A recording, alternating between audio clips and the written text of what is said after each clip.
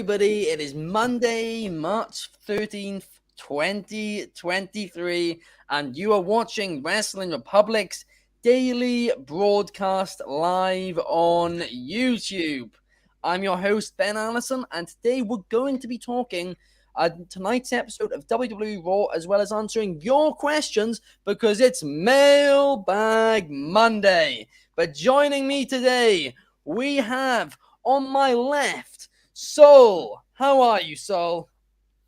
Good. 48 hours until we decide what happens to my hair. You know, the countdown's coming. It is, for those of you who missed yesterday's episode, if Jeff Jarrett loses to Orange Cassidy, Soul's going to have his head shaved by Clark on WrestleMania weekend. Also joining me today, we have Chaos. How are you, Chaos? What's up? Happy Monday, everybody. Yeah, I'm good, and definitely looking forward to seeing Soul lose his hair at WrestleMania weekend, and then I take the remnants, the little patches when he faces me on 2K23, you know. So what, we're gonna just shave one half for the Jeff Jarrett thing. We're gonna have this other half. Oh yes, we gotta do that. Soul has to go to night one of WrestleMania with half hair. We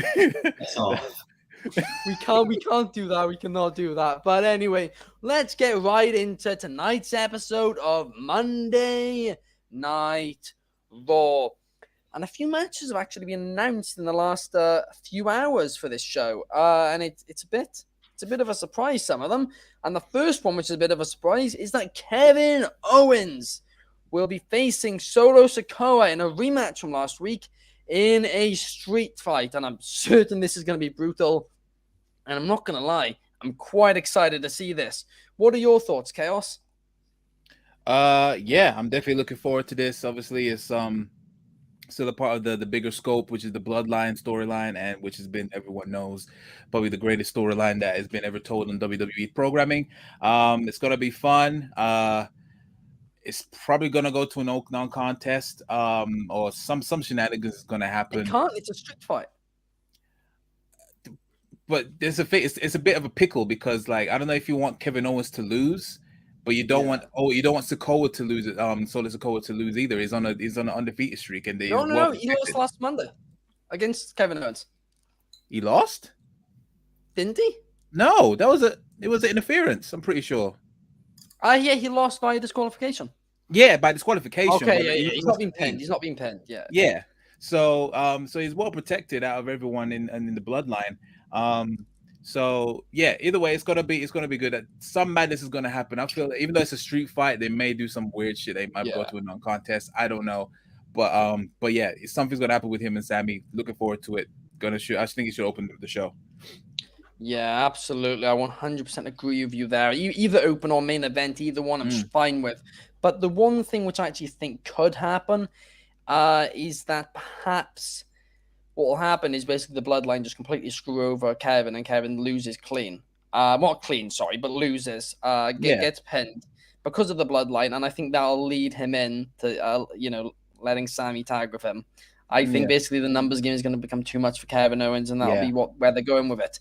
But the next match on the card, also announced this evening, quite late, is Cody Rhodes will be taking on LA Knight. Now, LA Knight has been talking about, on her social media this week, about how, you can't have a WrestleMania in LA without LA Knight. And Cody Rhodes basically ended up replying to a tweet saying, I'll see you on Raw this week. And Adam Pearce has made it official. But who do you see winning this? So, any predictions for it? I mean, probably Cody's gonna win, but honestly, we all have this feeling, I hope Cody does take the titles off Reigns, but I would love to see them run this back and have LA Knight be the first feud for a champion Cody in WWE. Because I feel like these two would make money.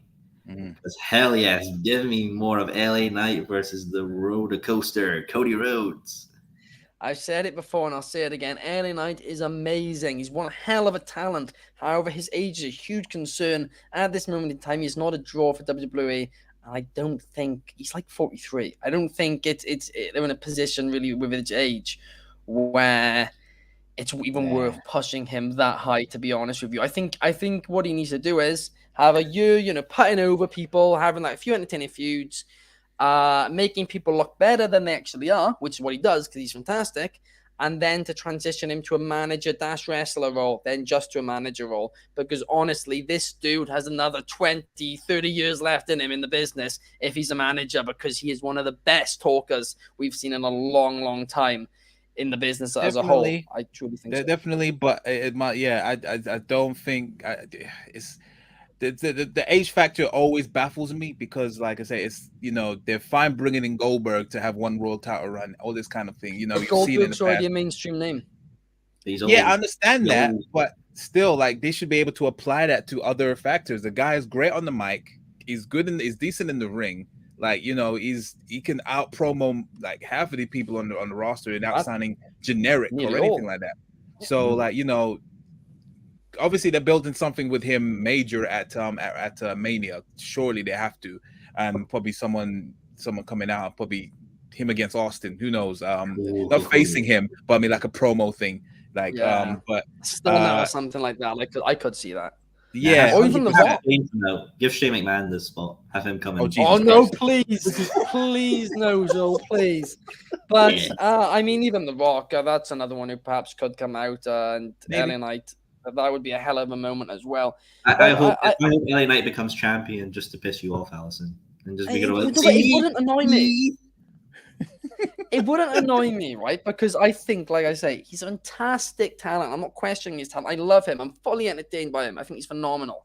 But it's just, I know how WWE's business, what they're thinking business-wise, and it would go against everything that they put in place the last few years. And it doesn't make any sense business-wise. Investors would be like, what? Why are they giving? Because eyebrows were raised with AJ Styles. And he was a bigger name already, and he was 5 years younger. And eyebrows were raised by investors at that time. So I really, I don't know what to think about it. But moving on to the next match, we have the Raw Women's Championship on the line. Could we see a late spanner in the works for WrestleMania? Who knows? Bianca Belair, actually, ignore me. I've read it wrong. It's not a Raw Women's Championship match. It is a Championship Eliminator match between Bianca Belair and Chelsea Green. I mean, it's obvious Bianca's actually going to win anyway. But Chaos, I heard your reaction to that. What are your thoughts on this? I hate these Championship Eliminators. They don't mean anything, and it's just like, just call it like. It's not how it works. Like you said, because it's a championship, there's plenty of times where it's been a championship eliminator and the champion usually wins. Like it doesn't amount to anything. Why put that name on there? It's not going to make people tune in. Everyone knows that this Chelsea Green character is meant to be, a wrestler's version of Karen.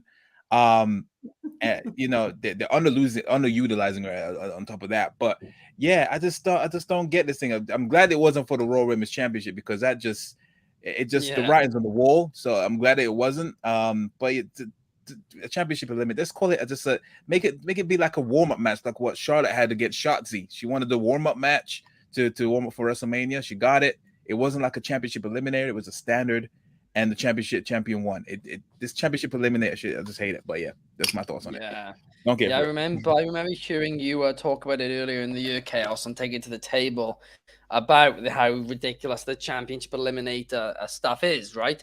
But moving on to the next match, Elias will be taking on Bronson Reed, and we all know that last week, Elias basically told Rick Boogs to go and challenge Bronson Reed, and Rick Boogs accidentally challenged Bronson Reed to a match against Elias. So yeah, this week Elias actually has to wrestle Bronson Reed now. I think it'll be a bit of a squash match. I don't really think there's even much to talk about. But another match on this week's Raw, and the final match which we'll talk about before the final two things we'll talk about with Raw, is apparently the Good Brothers. And it's a bit weird, this, because they announced it some places and haven't announced it others. So it's a bit touch and go whether it's still a plan or not. But it was listed, the Good Brothers returning to Raw to take on Maximum Male Models. I mean, the Good Brothers got signed. We haven't really seen much of them since. I mean, what are your thoughts, Saul? I want Maximum Male Models to kick the Good Brothers' asses and win. I love Maximum Male Models. They're entertaining as hell. I want them on WrestleMania. I want to see these guys on WrestleMania because it'd be so entertaining. I hope Otis joins them as well. They get a WrestleMania match. The Good Brothers. I mean, I don't know if Carl Anderson's kicking himself in the shin, thinking I should have just stayed in New Japan. God damn it! Because I mean, since AJ's gone, what have they done? I mean, I feel like in WWE, the Good Brothers have always just been AJ Styles' friends. It's like, here's AJ Styles and his friends, and it's like, oh shit, we're just the spin-off characters now getting the main event push. Not really to an extent. But here's the thing, Sol. I know you are a big fan of Chad Gable and Otis together. Do you want Otis, though, to leave Chad Gable and to become Otis in the Maximum Male Models? Sacrifices must be made for the art. If Otis must be born from the wreckage of Alpha Academy, it must be done. Sacrifices must be made. Oh gosh, yeah. I mean, it's an interesting one. It truly is. Listen, I'm giving major credit to Mansoor and Mace for giving this gimmick. They perform fantastic every week with the Maximum Male Models gimmick. They're really selling it. They're really going for it and all of that. Even though it's an awful gimmick. It is awful. I mean, it's somewhat entertaining. I'll give you that. It is somewhat entertaining. But I mean, I don't know. I don't know how I'd feel if I were in their shoes. So credit to them for giving their best shot and making it entertaining. Yeah, Chaos? I just wanted to say this. I'm playing devil's advocate. Well, I don't know if it's devil's advocate. I'm just trying to be a smart ass. But would it be still entertaining if it was still under Vince's control? Or is it because it's under Triple H's control you find it? Yeah, I give it a pass. Because like you're right, it is absolute dog pile. But is it because it's under a different head of creative? You giving it a pass? I personally would say that it feels different from when LA Knight or Max Dupree was in it. It feels different. It feels like with Max there, it felt like, oh, this man's wasting his potential. And then with Maxine Dupree, it feels right in a way. Because I don't know, I get kind of like Devils Wear Prada's vibes off this, kind of like the controlling naive boss type, controlling the Zoolander lackeys, as they used like to say. That's good. That's a good comparison. Yeah, I like that. Yeah. Yeah. No, I absolutely do as well. The one thing I will say, I still think Max Dupree actually is a better name than LA Knight. It is one of the only weird renames that I've actually preferred. No, I truly do. I hate the name. I hate the name LA Knight. I always have. Eli Drake, I loved. Max Dupree, I thought it sounded quite good. Max Dupree. Like there we go. The gimmick sucked, but the name, I actually liked it more than LA Knight, truthfully. But it's when are we gonna revolutionize and kick this guy off the mantle? Just say the word. We'll leave him when we travel up for Mania. We'll leave him in customs. Oh gosh. It's only like it's 2 weeks Wednesday, guys. We're flying out now. Yeah, I'm getting excited. But next up, Edge will call out Finn Balor tonight on Monday Night Raw. Christ. It's blatantly obvious that they're gonna, this is gonna lead to a WrestleMania match. A lot of fans want to see a Hell in a Cell Demon versus Brood Edge, and that's what I want to see. That would get me excited for this because this feud's dragged on a bit. But if that match to end the feud, Hell in a Cell, Demon versus Brood, that would be perfect. I would love to see that. What are your thoughts, Chaos? Yeah, it should be cool. I don't know if they need Hell in the Cell, especially when we kind of had Hell in the Cell kind of recently, I think. But yeah, Demon, the mystique of it has absolutely got killed off when it was him against Roman Reigns. He literally just took it to the back of the shed and then put two bullets in it and just completely killed it. And I don't know if that really the Demon Finn Balor fits into the Judgment Day, unless they go back to their spooky, googly, spooky ways, and they all of a sudden he starts doing a ritual backstage, and then all of a sudden he's summoning it. I just don't think he actually fits it. And yeah, the character that he is now, where it's he's clotheslining people, and he's like flipping this flicks in the air. Like I don't know. I don't think you like. I don't know how you're gonna bring in Finn Balor, the Demon Finn Balor, into this. I would love to see Brood Finn and Brood Edge. But at the same time, we've kind of seen it one too many times already in very close proximity. So I'm fine with it just being Edge versus Finn Balor in like a street fight or something like that, or no holds barred.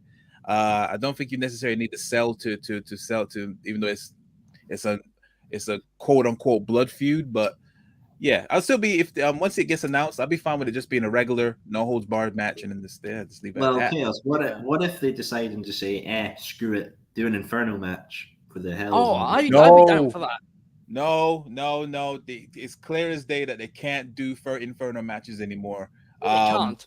No, but if absolutely. they did it, I'd be down for it. But no, the reason I prefer Hell in the Cell is, right, street fights. Like, there's a street fight on Raw tonight. Like, and they've also, I believe, already had a no holds barred match with the Hell in a Cell. I mean, obviously, we did have Hell in the Cell. I mean, it almost was a full year ago now, the pay-per-view. It was when Cody got injured.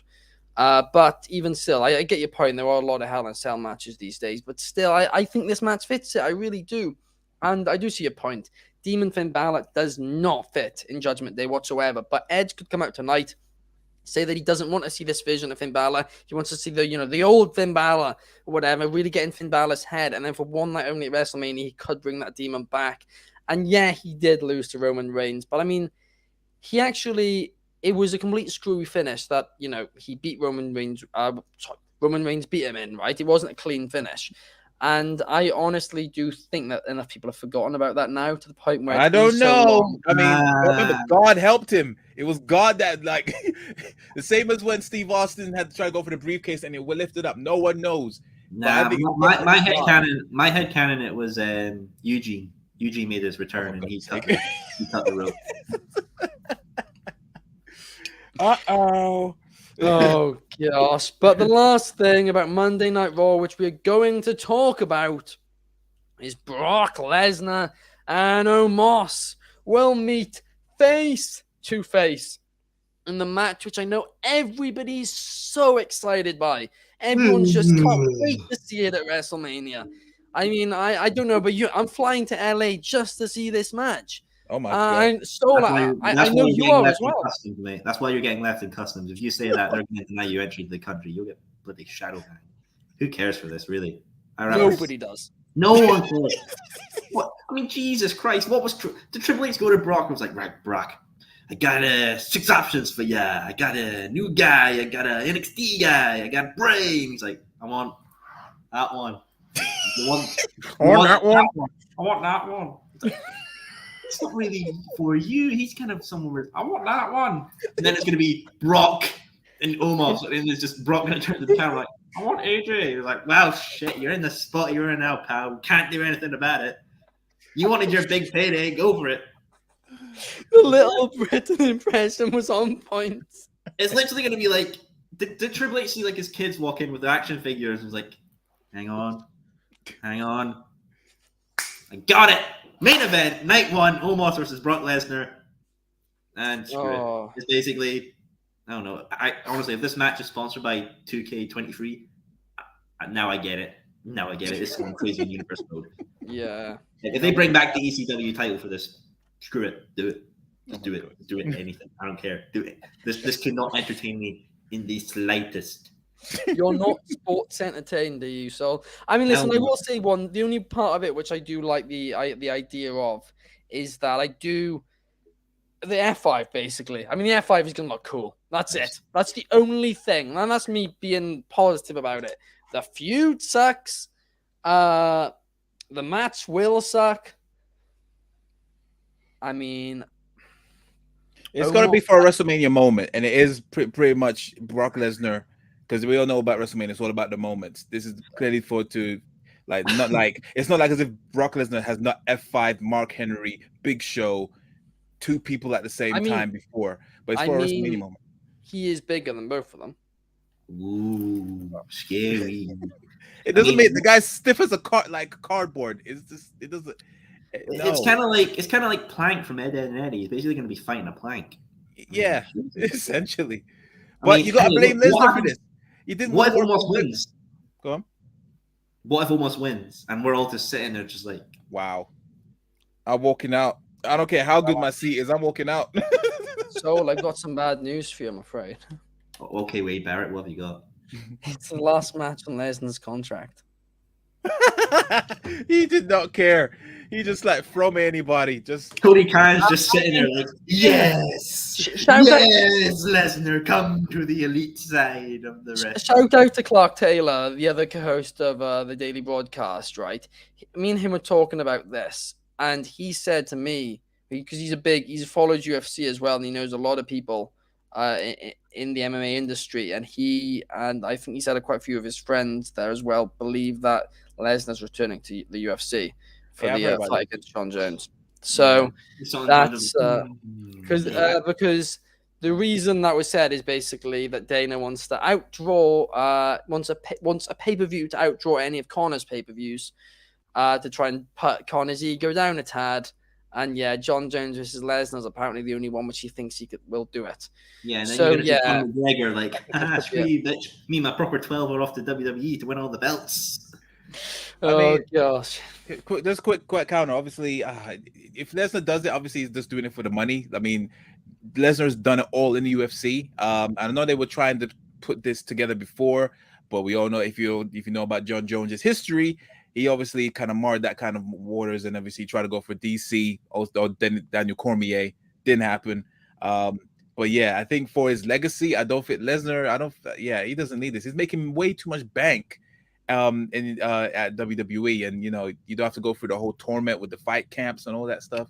I mean, there's a lot more money. He'd make more money from one fight than he would for like 10 does WWE. He need it though. He doesn't.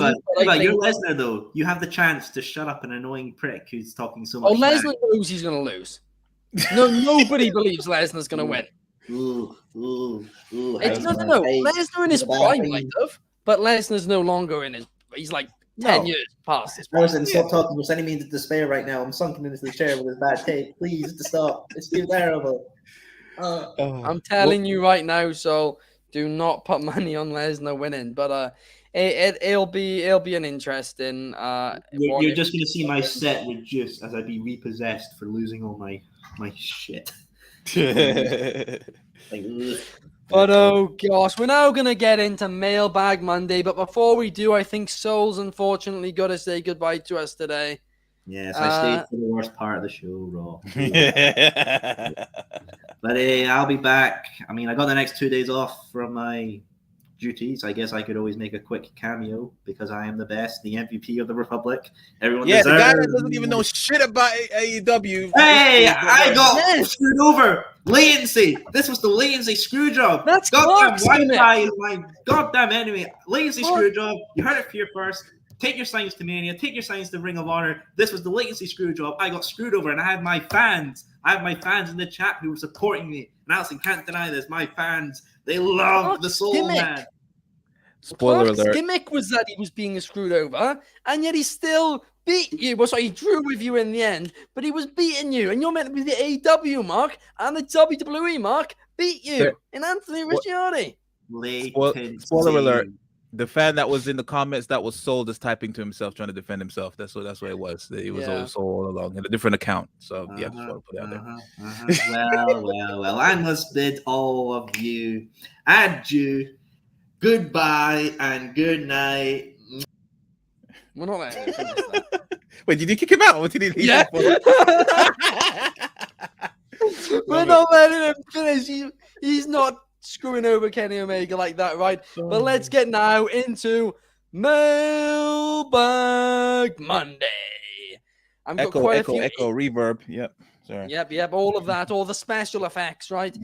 And yeah, we've got quite a few interesting questions we've got to answer today. The first one is from I don't know how to pronounce this name, at KXN Grachi on Instagram, who is asking who else will be added to the Reach for the Sky ladder match at the ROH Supercard of Honor show, which both me and Chaos will be at WrestleMania weekend. And I believe so far the Lucha Brothers are in it. I personally think Top Flight will be added. The Kingdom probably too. And as for the other tag team, I'm not really sure. What do you think, Chaos? I mean, it'll be interesting. For some reason, I'm looking at it right now, and it looks like how many people is meant to be in it? Is it because right now it's just 4 tag teams? 4 tag teams? Okay. Top Flight. I mean, you know me, I love Top Flight. Yeah. Or it might be just be AR Fox and someone from Top Flight. Maybe, yeah. Kingdom as well, yeah, for sure. Lucha Bros, I believe, are confirmed to be in it at this point. Yeah, they are. Yeah, I do see that. I don't know. Would they put FTR in there? But it looks like probably not. They could try and put FTR, but just to see if they could regain it. But because in order for Briscoes. But yeah, we'll go. Sorry, what's it? Dark Order, perhaps. No, because again, like it just feels like an AEW show. You don't really want it to do. True. It's FTR have history with the. They want to. I would. The setup was right there. They want to do it because for their best friend, and they want to like just go for it in that aspect. Because they're going to be challenging for the tag team titles likely until Double or Nothing, I assume. So yeah, go for something out there. Maybe the Guns interfere in that to prevent them from winning it. But yeah, Lucha Bros, AR Fox, and someone from Top Flight, and I'll say FTR. I think those are your best options, or the Kingdom. But I think it'll be Kingdom, Top Flight, Lucha Bros, and then the 4th team is where I'm stuck. Maybe it will be FTR. I'm not sure. Next question is from Jose99 on Instagram, who was asking, how do WWE wrestlers get rated in WWE 2K games? Now, if you ask me for some insight in that, truthfully, I have no idea. I don't know anybody at WWE Games, right? But I think I don't actually know if WWE actually genuinely have a proper say in it. I think they do fairly trust 2K to just get on with it. I mean, Roman Reigns is 99 rating this year. I think it's obvious. God mode activated, bro. Yeah, I mean, he's been champion now, for flipping. I mean, kayfabe wise, he really is the best that has been in generations since Bruno, basically. I mean, so I understand the 99 rating from a kayfabe perspective completely. Chaos, do you have anything to add on that? What I do know is that they judge it on obviously the status of them on current TV. Wins and loss records is what actually do count. And obviously there's their popularity and obviously how have they factored onto TV. Obviously NXT groups are obviously lesser because obviously right now there's officially the developmental brand, but I think that's what they usually bounce it out. They base it off. Obviously, the Usos are in the 90s. Solo is, I think he's like just under 90. Randy Orton, obviously, even though he's been away for most of last year, or the half of last year, and hasn't been back since, he's still in the 90s. There was one year I'm pretty sure I saw when he was in the 80s. I think maybe not this year gone, the year before. So yeah, that's what they base it off of. I do know that I'm looking at like John Cena's rankings. There was one point where John Cena was 89 in 2K19 and 2K20. This is John Cena that's always been 90 since like God knows when. So yeah, that's where they kind of base it off of, like how popular they are and what's their win-loss record on TV, and how they factor. But I'm totally fine with Roman Reigns as one. I wish they actually did a mode where if you I don't know if you played the other previous 2K games. I think it was 2K where you have to defeat the dead man streak, but it was on like legendary difficulty. Yeah, I wish there was the one where could you finally beat Tribal Chief and put it on the hardest difficulty, see if you can defeat him. And he's already at 99. That would be freaking awesome if you could beat that. I remember they used to do a Road to WrestleMania, where one of the Road to WrestleManias each year used to have that, where you'd go up against the Undertaker. And I can't remember, one year was somebody really random. So there was one AJ Styles. AJ Styles was at 2K19, and I think if you beat the tally or the table, you get to face this one. But it was like in gold. Yeah, it was like the ultimate AJ Styles, and then obviously if you win that, then I think you get to go in like a tournament to win like $1 million or whatever it was. Yeah. So yeah, they have done it before, but I wish they did it on this one. It would have been prime for this. Wow. They've done it on this one with John Cena because you can unlock a character of John Cena where he's invisible. So you can just see his trunks and his cap. You can't see him. It's fantastic. I really do love it. And you can also unlock action figure John Cena, which That is looks funny sight as well. I mean, yeah, I'm all for it. It's video games. Love random stuff they can do with that. I hope they do more fun stuff, 2K, because it really does work. Did you know there's sorry, just to confirm, did you know there's 16 versions of John Cena in the game? Oh, wow. 16 versions. I'm looking to do a Raw Rumble just full of John Cena's. That'd be so hilarious. But yeah. You've got to do that on the Take It to the Table. I will. Take It to the Table video. You've got to do it. But the next question is from Jacob.VL on Instagram, who is asking, and this is actually a very, very good question. What celebrity in wrestling history has taken to the sport the best? And yeah, this is a hell of a question here from Jacob, but it's a really difficult one. I mean, if we go back historically, I mean, Karl Malone and Dennis Rodman in WCW. I mean, Rodman obviously very controversial, but I mean, they both talked to the sport fantastically back then, and their tag team match with Hogan, I believe DDP, that brought in so many buys for WCW and was very entertaining to watch too. I mean, Karl Malone apparently training he took to it ridiculously quick. I mean, in more modern times, they hadn't been the case for years and years where celebrities came in and actually cared before having a wrestling match. But it all changed with, actually, I don't know who to credit here, Bad Bunny or Pat McAfee. As both Pat McAfee, I believe, was actually first, and he came in and in NXT and had an absolute banger of a match, right? But then Bad Bunny, who would proper A-list celebrity, no disrespect to Pat McAfee there at all, but Bad Bunny came in, and despite Bad Bunny's ridiculous schedule, I know obviously Pat McAfee also has a ridiculous schedule, but Bad Bunny came in and he worked really hard and had a hell of a match. And then, of course, since then, we've seen Logan Paul come in and have a few bangers, including that match of the year contender against Roman Reigns. So, I mean, the crazy thing is, like, three of the names in there, Logan Paul, Pat McAfee, and Bad Bunny, they've been in the last couple of years. So, I mean, that is quite crazy. But, yeah, if you go back to WCW, I mean, Karl Malone and Dennis Rodman, I think they're two which you have to throw in and talk about when you discuss it, because their feud, I think they were the second, I think the pay-per-view they were on, Bash at the Beach, I can't remember what year it was the second most bought WCW pay-per-view, so it clearly drew well, and it was a really fun, entertaining match. But what are your thoughts, Chaos? Who do you think's the celebrity who was taken to WWE the best? So I can't speak on WCW because I never really grew up on it. I came in near the tail end of WCW's basically downfall. Yeah, in terms of celebrity, I don't know if it would be fair to put Pat McAfee in a celebrity pile, because he is an athlete technically. He used to be in NFL. So well, yeah, I mean, in fairness as well, Karl Malone and Dennis Rodman were both. Yeah. So like people, I see celebrities like you said, like Bad Bunny, like Logan Paul, like Snooki, them kind of people. Kevin Federline, not saying they're the best, definitely not, but those are kind of the celebrities. But the greatest one, I mean, arguably, I was gonna say Floyd Mayweather, but he is technically an athlete as well. But that match was freaking awesome, and because it was, even though it's boxing and it is sometimes wrestling does have some form of striking and the same kind of art, it was at that time it was definitely out of the box, since Mike Tyson was there, really.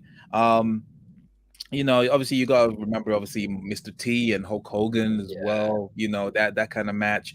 But yeah, those were before my time. So I'd say, for me, I would say Bad Bunny, and definitely in definitely current times, 100% Logan Paul. You gotta put him in that conversation. I would say for now, admittedly, as much as I hate him as a person, you gotta give it to Logan Paul. He's the most Wow. athletic, the most, he is the promo game is it's getting a bit better like over time as well. And yeah, it just keeps on leveling up every match. Like you see natural progression every time. And I'm definitely looking forward to his match, which will eventually be announced, I'm sure, at or if not already, Logan Paul against Seth Rollins at WrestleMania. Yeah, I it's think been that will announced. definitely Yeah. be it will definitely be a show stealer. People saying that this is going on Seth Rollins now is like people saying that this is a downgrade. Hell no, I don't think this is a downgrade for Seth Rollins. That guy is known to put on like show stealers. Everyone knows that match against him and Roman Reigns, him against Randy Orton. Put on an awesome finish. I think this will definitely be up there. So yeah, for now, I'd say greatest celebrity, even though it's ongoing. I would have to say probably for now, Logan Paul. If he wasn't an athlete already, I would say Floyd Mayweather for sure, definitely. Here's my issue with the Seth Rollins thing, right? Seth Rollins right now is in his prime. He's a generational athlete and he's in his prime. Yeah, he's competing to promote prime. That's what he's doing. He's promoting Logan Paul's energy drink. I don't like it at all. I mean, listen, it's better than, a few things, but oh, come on. He needs the championship again. He really does. This next year, he needs to beat Cody for it. I warn of the Oh yeah, belts. 100%. That feud ain't over because, like I said, like Yeah. you can see they were planting the seeds in the Royal Rumble because obviously he hasn't gotten his revenge back. But the only thing is they couldn't really go back on it because Seth is a babyface, was a babyface at the time, so they couldn't really revisit it, and it wasn't by choice. Seth was naturally becoming a face to the people, so they will definitely retread them steps. If anything, Logan Paul he can easily lose that match. I mean, he can easily win. That could easily piss off Seth more and then go heel and then try and challenge for the title later down the line. Yeah. So, definitely he's gonna go. They're gonna revisit that. Cody Rhodes is gonna be champion for quite a lengthy amount of time, I'd say. Because like they're building him to be the face of the company, 100%. And yeah, Seth is definitely one of those contenders, 100%. I think he'll lose his first belt within 3 months because I think he'll insist on defending them separately on each pay-per-view, and I think in the first couple of months he'll lose one of them. I feel like he's gonna, like, on the next night of Raw, he's gonna like either merge them, melt them together, make one big belt, or he's gonna say like, each show needs to have, because he's got the power. He says like each show needs to have their own champion, and I've won the champion that my dad didn't never got to have, the universal one that can go back to SmackDown. It's already blue. Give it to SmackDown. So I don't think he necessarily has to lose. He has the power to actually just vacate one of them and then just stay on Raw. I think it's more cleaner that way instead of making him lose. It is, but I think that the issue would be, you'll have issues by making him lose because then it comes in the entire thing of the one championship looks slightly weaker. But the defense for that, I guess, is one gets defended earlier in the night, and the second one which he loses, and the defense will always be that he was 100%. But the reason I think he won't do that is I think WWE want him to be the really big over baby face, where he's a proper fighting champion, and that basically just kills his body, and that's how he loses one. I think that's why they might go in that direction. Maybe. I mean, it's because another thing, obviously, they kind of try to do that with Becky Lynch when she won both of the titles at WrestleMania. She lost one, but still regained the other one. But it still kind of weakened her in a way. It did, yeah. That's so yeah, I know he's meant to be the workhorse champion and stuff, but I mean, don't run the guy to the ground. Like that's what he did, and obviously you almost lost your Hell in a Cell main event. You know what I mean? So I don't know. We'll see how it goes. I don't really agree with that, but we'll see how it goes. Yeah. The next question we have is from Melissa Robinson, who is asking, who do you think in NXT has the most potential right now? And this is another great question. And honestly, I'm stuck between two, and one of them is Braun Breaker. Actually, I'm stuck between three. The first one, obviously, Braun Breaker, right? Goes without saying.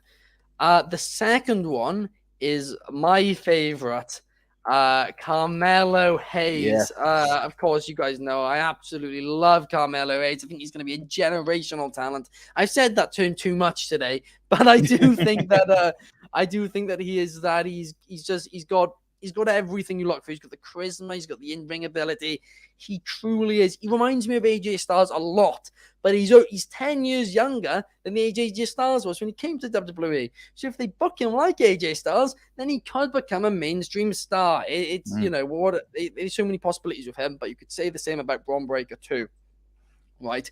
But the other one is Julius Creed. I think that he's done absolutely fantastic, and I mean, obviously, he's in the Creed brothers in NXT, but I truly think that as a single star, he's gonna end up becoming a top guy in WWE, as he has a lot of what WWE look for.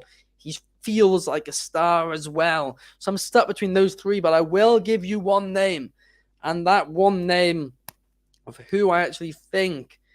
Okay, I'm going to answer this question two different ways, actually. Who do I think is going to become the biggest star? Braun Breaker. Who do I think has the most potential? Carmelo Hayes. What do you think, Chaos? All right, I'll be honest. I have fallen off NXT so hard since AEW actually debuted.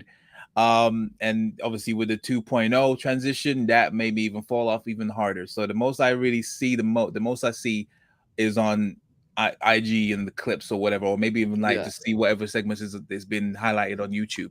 But I do agree, Carmelo Hayes, out of all of them, I've definitely seen some of his matches. Him against Wesley, woo, bangers. I think he's definitely going to be the one to finally topple Braun Breaker, because I think he is definitely ready for. They're both ready for the main roster. I mean, him, especially if Carmelo Hayes has his sidekick, was it Trick? Trick Williams. Trick Williams. I think they could definitely bring a new dynamic to SmackDown, or Raw, wherever they go. Sorry, I said SmackDown because I really imagine him in SmackDown more than Raw. Yeah, but I do as well. but yeah, I think he's definitely the one to topple him. Braun Breaker, I'm not fully sold on it, simply because of how they have packaged him. I don't see why they're so hesitant of not making them acknowledge he's a Steiner, part of the Steiner family. Like they have done though. That's the weird thing. They've done it. They've involved his father in storylines and stuff. Yeah, I mean, kind of. But it's the name. It's weird. Yeah, it's that's what I'm saying. It's still weird. Like, yeah, it's a Steiner, but so why don't you fully embrace? Yeah, you're embracing it in dips and dabs, but just as a whole, like, what's wrong with his real name? Like, embrace it. Get rid of the old colorful stuff with the singlet. Just bring him out there, be a badass. Don't go into wrestling holes and all that stuff for ages. Just make him bust out the side of recliner. Do it like convincingly and whatnot, and just make him be a wrecking ball machine. But yeah, those two are definitely my picks. But yeah, 100% Carmelo Hayes. Who else do I like? Grayson Waller as well. That guy can he's a good one. He's just a heat magnet, man. He just loves to be hated. Yeah, I definitely think he can definitely be a huge player. On the ladies' side on the women's side, I would say obviously she just turned heel. They were tag team champions, Kate, and she was in the Royal Rumble. Begins with a K. What's her name? No, Zoe Stark. Sorry, Zoe Stark. No, I don't know why she said Stark. K. Yeah, Zoe Stark. I love her. She's amazing. Nikita Lyons. She has a lot to go. She has a lot to work on. But as someone that's getting injured as well, which is a concern. Take it, sorry. She keeps getting injured, which is a little bit of a concern. Yeah, she came off a long-term injury, and she's injured again. Yeah. So she's on borrowed time. Like, if it keeps on happening, they will just show it to the door. So I totally understand that she's starting to have some glass knees. Hope she has a speedy recovery. But yeah, if she keeps on doing what she does, maybe figure out a different finisher, something that doesn't stress the legs. I don't know, but yeah, definitely. So yeah, Carmelo Hayes and Braun Breaker on the men's side, Zoe Stark and Nikita Lyons on the women's side for sure. Absolutely, and the future is looking bright for WWE. Whatever you want to say about NXT 2.0, the fact of the matter is it developed younger stars. So I think it actually worked in terms of that. Way less entertaining to watch, but still, it worked in terms of what it was meant to do as a developmental brand. But that is all we have time for today. Everybody, thank you for watching us. If you did enjoy, please hit the thumbs up and leave a comment below and share with your friends. It really, really does help us. We'll be back here same time tomorrow to talk Monday Night Raw and give our thoughts on what happens. And thank you for watching, and we will see you next time. Until then, take it easy.